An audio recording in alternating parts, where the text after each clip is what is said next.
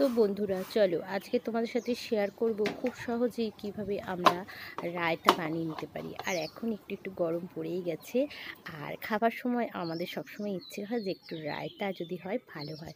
তো কিভাবে বাড়িতে বানিয়ে নেব দেখতেই পেলে।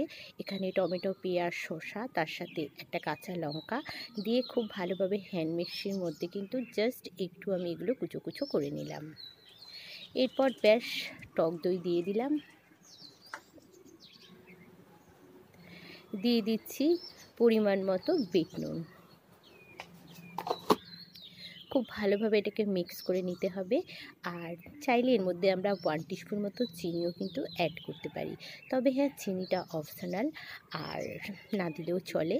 আর ব্যাস একদম কিন্তু রায়তা রেডি হয়ে গেল। আর এইটাকে নিয়ে কিন্তু ফ্রিজের মধ্যে আমরা 10 মিনিটের জন্য রেখে দেব। দিয়ে দিলাম অল্প একটু লঙ্কার গুঁড়ো। লঙ্কার গুঁড়োটা দিলে কিন্তু এর কালারটাও যেরকম সুন্দর আসে, আর স্বাদটাও কিন্তু অনেক গুণ বেড়ে যায়। আর ব্যাস খুব সহজেই কিন্তু রায়তার রেসিপি তোমাদের সাথে শেয়ার করলাম। আর এটা ফ্রিজের মধ্যে 10 মিনিট রেখে তারপর খাবো। রেসিপিটা কেমন লাগলো অবশ্যই জানাবে। আবারও দেখা হচ্ছে নেক্সট ব্লগ।